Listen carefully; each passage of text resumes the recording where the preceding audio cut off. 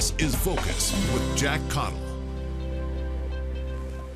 Good evening, I'm Jack Cottle and welcome to this month's edition of Focus. This month we are talking about Pride Month, which is recognized in June. Three guests with us tonight to talk about that. Muffy Musso is one of the co-founders of Uniting Resilience. Patty Martinson is the secretary of the Black Hills Center for Equality, and Ryan Larmew is the meteorologist here at Black Hills Fox. A little background: Pride Month is celebrated each June to recognize the 1969 Stonewall Uprising in Manhattan. The first Pride March was held in New York City in June of the following year, and the month is designed to recognize the impact that lesbian, gay, bisexual, and transgender people have had around the world. The big event here in this area is the Pride in the Park Festival, which is held on June 29th in Memorial Park. We're going to start with you, Muffy. Thank you for coming up. Talking about Pride Month in June, when you mention Pride Month, what does that mean to you and for you?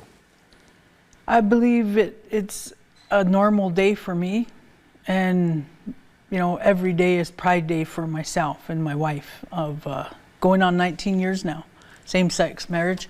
Pride is very, very important now in this 2024. You know, we've come so far in actually recognizing, and we're still not respected fully, but we're trying with and living each day to make it better for the coming generations behind us, in hopes that they don't go through the treatments that were before us. You know, look at what they did to the people in Stonewall. It was horrific. The treatment, if anybody in the 50s, if they found out you were gay or even whispered that name, you were either fired or killed. And so we've come a long way, and I really love and appreciate June, you know, and our Two-Spirit Powwow now is a part of June here in Rapid City. We celebrate that also on June 29th. Patty, when you think of Pride Month, what does it mean for you? For me, Pride Month sort of represents support for marginalized communities. They were very marginalized back in the Stonewall era, and that still happens today. So to me, it's sort of uplifting and celebrating the marginalized community within the greater society, because Pride is a happy event. It just celebrates diversity. It celebrates all the unique things that make us all different. So that's what Pride Month represents to me. How about you, Ryan? What do you think of when you think of Pride Month? I think of all those who came before me and how they got me to this point, but I also think about, I guess, the future generations of people after me who will try to thank me in form for what I'm doing in the month of June to spread awareness for the unequal treatment of gay people that still happens to this day to some extent, not as much as what happened in the past. We have come a long way, and I'm very thankful for that, and this Pride is just a celebration for me to get out there and just give my thanks to the people who came before me.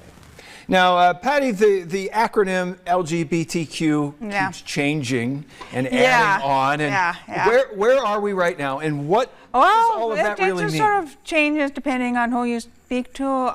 It's sort of before it was like the 4 letters: gay, lesbian, bisexual, transgender, and then it became LGBTQ, and there's like an I, and there's a plus, and we includes Two-Spirit in that. But I think it started that it's more people recognizing who they are and just being able to find who they are. We talked about labels earlier, something that people can self-label themselves, but also find others in that community. And that's the whole part, is being able to find your community, knowing who you are, and then finding people who share the same, you know, characteristics as you. Now, Muffy, Uniting Resilience is your group, and you guys approach this from a tribal perspective. What is unique about this from a tribal perspective? That's funny you should say that. It's actually a cultural and spiritual distinction amongst all tribal nations. And that's kind of the definition. And South Dakota is the only one in the United States out of the 50 states to have a Two-Spirit definition, because we took that to legislation in 2021. My wife and I had, from our tribe, passing the hate crime protection law for Two-Spirit LGBTQ on our reservation in 2019. 2021 legislation, they wanted a definition. So we brought people together, and that's how that was formed. And it's culturally and spiritually distinct amongst, our culture is different from somebody in Yakima, Washington tribes. It's different from the East Coast, North Carolina. Down in the Southwest, the Pueblos are the Dene, are the Ohlone out in California. Every tribe has its distinct spirituality and culture in identifying different genders, and everybody within any tribal nation is accepted, and they all have a purpose on this earth. That's how we view it prior to colonization. How about acceptance within tribal communities for people in the LGBT community? How does that go? That's awesome you asked that, because it's we're all walking around, any indigenous native you see, we're all walking around with that hurt from the boarding school, from the genocide that occurred. And one of the biggest things that, was silenced was our two-spirit relatives, our ancestors that were killed off first when, the boats first came in, the pilgrimage across in the late 1400s. So just realize that our people were forced to believe a certain way. And through that pounding in these religions, and you need to do, and getting beatings, to not do our cultural ways, that's hard to take away when you've been beaten so badly that we spoke our language and our grandmas and grandpas got beat for it. So it's hard. We're all walking around hurt, but we need to start healing from that. But our own people are educating each other and ourselves with the two-spirit mediation, with the two-spirit involvement. A lot of two-spirit continuously are afraid to step up, but it's happening. It's happening, and we're so grateful and thankful that our elders and this generation are understanding that is a part of the Hochoka, the circle that is life. And so this is a big healing that's coming for all of our people in the educating of that. And that's perfect that you said it that way, because, a lot of that colonized mentality really shamed and silenced that. So that's being lifted off, and a lot of education is happening within our own people and our own tribes. So it's glorious. Can't wait. And Patty, your group, Black Hills Center for Equality, has been around for a while. What are the goals that your group has here? Well, we want to try and provide connections to the community. The LGBT community is generally fairly well hidden.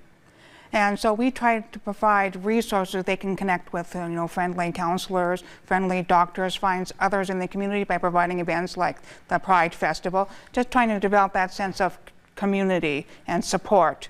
And because we are a nonprofit, we can't quite get into sort of what's happening in the state capitol, but we do try to educate people on what's happening in the Capitol, because it does affect them. There's always a slate of anti-gay, anti-trans bills every year. So we try to educate the community to be aware of those and then communicate to their own local legislator. So we do that kind of thing, but our primarily is just support and referral to other organizations. Now, Ryan, you are from the Deep South. You grew up in Louisiana. You lived in Mississippi, now here. How does the climate amongst LGBT communities vary from place to place? Well, I think here in the Black Hills, I've found my lane and I've kind of stayed in it. I really haven't branched out much here, but back home growing up, I was out. I really didn't care what people think or thought of me. I'm still the same way today, but last year I did not go to the Pride Festival. I didn't go to the Pride Parade. I was new to the area, so I wasn't sure on the climate of that in town. But this year I'm very happy to get out, express my pride, and show the world, this is who I am. I don't care what you think. I am a public figure too. So that's always something to keep in the back of my mind. And that was something I knew growing up. I've always wanted to be on TV and always knew I was gay too. And that was just the wrench thrown into things growing up in a more conservative household and conservative area of Louisiana and then moving to Mississippi for college. It was also a conservative area. So that played into a role of, oh, well, I know what, or I need to tread lightly and know what to hide and what I can be out and proud about and be myself without getting the response from a community. And I think I've held that to my way here, and I'm happy to continue to do that. And I have no reason to hide anything about who I am. All right, we're going to take a break. We'll continue our look at Pride Month when we continue with this month's edition of Focus. I'm Jack Cotto. Welcome back to this month's edition of Focus, talking about Pride Month, which is the month of June. Patty Martinson is the secretary of the Black Hills Center for Equality here in this area. Patty, we were talking about progress that we've made over time. Where have we made progress, and where is there still work to be done? Well, I think as far as progress, I can probably talk about the Pride festivals. Back when I started in 2008, our Pride festival was held in a campground outside of town, sort of almost out in the boondocks. And then over the years, we slowly sort of moved into town and into Wilson Park. That was our first location in Rapid City for the Pride Festival. And now it's in Memorial Park at the center of town. And that attracts thousands of individuals. From that perspective, you know, it's progressed very well. As far as the general LGBT climate, it's sort of a little bit more difficult because I think the community is so fairly hidden on a day-to-day basis. If it rises to a certain level of visibility, I think that might attract more attention, maybe more of a negative attention. So when people come in town and are wanting, or from out of state, they're moving here, and they want to get into the gay community or the community, it's very hard to point them towards any specific, you know, location like a gay bar or anything like this. So it takes a while to sort of get plugged into who's in here, yeah, and get connected that way. And we try to facilitate that with our dances, with our support groups, with our Pride festivals. We also refer folks, you know, to places like Uniting Resilience for additional support and resources. So there's a lot of resources, not in just at Rapid City, but statewide, frankly.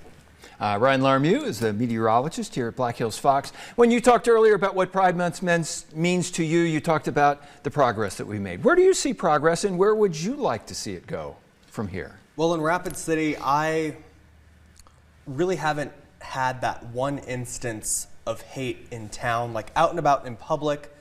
There's of course going to be people who watch the news. I am a public figure, and people are going to comment on things that they probably wouldn't say to my face out in public. But over the internet, people will say things like that, and I think as a society, that obviously needs to stop. But we've made progress in general because I haven't heard a slur here in my year that I've lived here. I haven't heard a slur, and I think that's great because I used to hear those all the time growing up and back home, and in college I even used to hear them with a more accepting base of people. I still heard the slurs and stuff thrown at people and thrown at me. Here, thankfully, I haven't had that happen to me, but I know that's still an issue in most communities out there, no matter where you are. And I'm thinking Rapid City has made the amount of progress in the past that I can recognize that it's a little more accepting now, like you were talking about earlier about how the Pride Festival has moved from the outskirts of town and in the boondocks to now the center point in Rapid City. That's major progress, and I'm so glad that we can look at that now and see how far we've come in town here, and it makes me happy to now live here. Yeah, we have not had any real serious protests at our Pride festivals. So that's one thing that's probably notable, is we haven't had any serious incidents of violence or protesters, you know, like I said, knock on wood, but. Muffy Musso is one of the co-founders of Uniting Resilience here in the area. What do you see of progress? You're talking about back in the day, things were a lot different than they are now. Where have you seen progress, and where do we need more progress? I've seen it in the, you know, different policies are changing in a lot of the health industry, the insurance industries. You know, my wife and I have been together going on 19 years now, Jack, and we've been an out Indigenous Native couple, you know, and we're kind of the token Native couple here in Rapid City. This is kind of a Cowboys versus Indians town, and due to our color of our skin, you know, it's really always the first issue that approaches us anywhere. And, I'm very grateful and thankful to hear that he hasn't received any of the hateful messages, and that's good. We're making a difference when something like that in a generation happens, and that's progress. That's progress of people understanding that in order to get along, we have to educate each other, as uncomfortable as it may sound and seem. At the time, if it makes you feel uncomfortable talking about that, good, because we're changing something. And that's gonna make you think that, I don't care where you go in society or in any town or state or country, everybody is connected to a two-spirit LGBTQ person, always.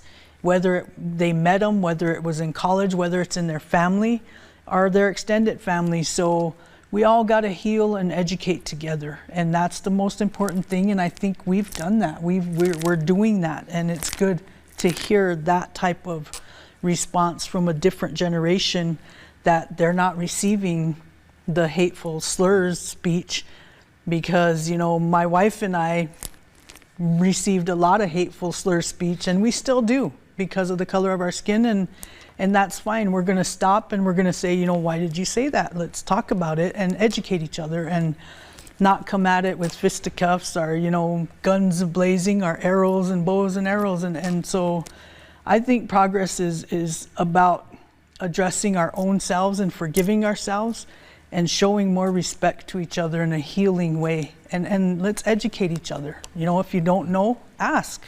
You said everybody knows somebody. How big is the LGBT community here? Is it bigger than people realize, than you probably think? I think it is bigger than people realize.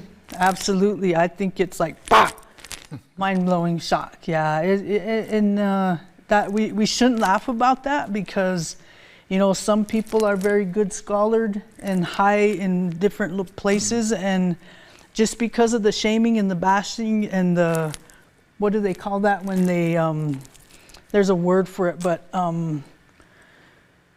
that shouldn't have occurred. That person should have been able to be who they are, but they're still hiding something, and we shouldn't be people like that. I think what progress needs to be made is in the state capitol. We talk about no removing them and them pronouns and tribal affiliations. Oh my goodness, yeah, don't get me started. That's a different show. Yeah, that's a different show, yes. But yeah, that more progress needs to be made in the state capitol. All right, we got to take another break. We'll continue our look at Pride Month when we continue with this month's edition of Focus. I'm Jack Cotto. Welcome back to this month's edition of Focus, talking about Pride Month, which is the month of June. Ryan Larmew is a meteorologist here at Black Hills Fox. Ryan, the suicide rate among the LGBT community is higher than the population as a whole, especially among young people. Talking to you earlier, why is that? And what kind of support needs to be there for young people? I think as a young person, just going through this in the past 10 years, if I didn't have that one person in high school, an adult that I can trust that was outside of my family, because I was unsure at the time if my family was going to accept that fact about me, but I was able to confide in someone who I respected at school and a teacher. If I didn't have that one person, the suicidal thoughts would have been through the roof for me, because it's something that isn't as generally accepted as it should be, because I'm no different from anyone else. And that shouldn't change how others perceive me. But if I didn't have that one person in high school, as I was growing up and still developing into who I am today, I don't think I would be here. And just recently, early in June, I'm thinking the governor of Louisiana is going to be signing a Don't Say Gay bill that is very similar to the Florida one that passed a couple of years ago. And it broke my heart, because the representatives that I voted for back when I lived in Louisiana a few years ago voted yes for that bill to pass in the state house and the state senate back home. And I woke up to that news on a Friday morning. I saw it, and I immediately called my representatives and gave them my piece, saying, well, if you're telling me that I don't have that person in my life that I am 100% positive wouldn't judge me for it, and that person just so happens to be a teacher at my high school. If I hadn't had that one person, I told them on the voicemail that I left, I would not be here today. And I think that is such a strong message because it is higher in the LGBTQ plus community because people just don't realize that we're the same as your average Joe down the street. We're the same whether we're gay, straight, bi, lesbian, transgender, queer, everything. It doesn't matter. We are the same, and I don't think people as a society understand that quite yet. And the burden's been placed on the community to educate others, to show this is who we are, we're no different. And until you start treating us better, this is going to be a big issue with the suicide rate being so high compared to other groups. Patty Martinson is the secretary of the Black Hills Center for Equality. What kind of support is there for those young people here? That's sort of a difficult question to answer. That Monument Health is probably the biggest healthcare providers. I don't think there's anything specific for the LGBTQ community outside of private counselors. There are friendly counselors, individuals that work specifically with LGBT youth. It's a little more challenging in the school district because there's a lot of issues surrounding parental, control or being able to support LGBTQ youth. We have our Youth Pride, was one reason why we have that as one of our cornerstones of our Pride Festival. We want that supportive space for youth so they can feel loved and accepted for who they are.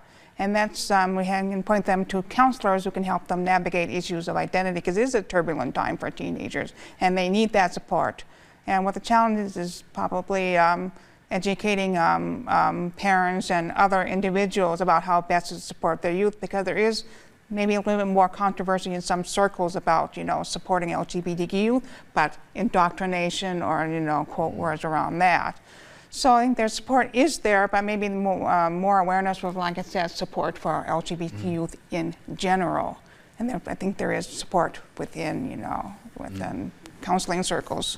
Muffy Musso is one of the co-founders of Uniting Resilience. What do you guys have for support? Where can people turn if they need even just somebody to talk to or hear them out? We now have we open our doors to the Uniting Resilience safe space for our Two-Spirit, Native Two-Spirit LGBTQ here in Rapid City at, I guess I don't know if I want to give the address, but. Can they call you? Absolutely, they can call us. Get a hold of you we have our website, it's unitingresilience.org, and we opened our doors on Leap Day, February 29th, and I did that specifically because, it's a time of leaping. It's a time of growth. It's a time of, I'm so thankful and grateful to be where we're at. I never pictured this in 2005 when I first met my wife, that I'm sitting here with Jack Cottle, and two very awesome people in our community speaking about something that I was trying to hide back then and needed to hide and was being gay bashed because of it. So it's a big beginning. We are out of time. I hate to cut you off. That's okay. Muffy Musso, Patty Martinson, Ryan Larmew, thank you for joining us. See you again the first Sunday night of next month for the next edition of Focus.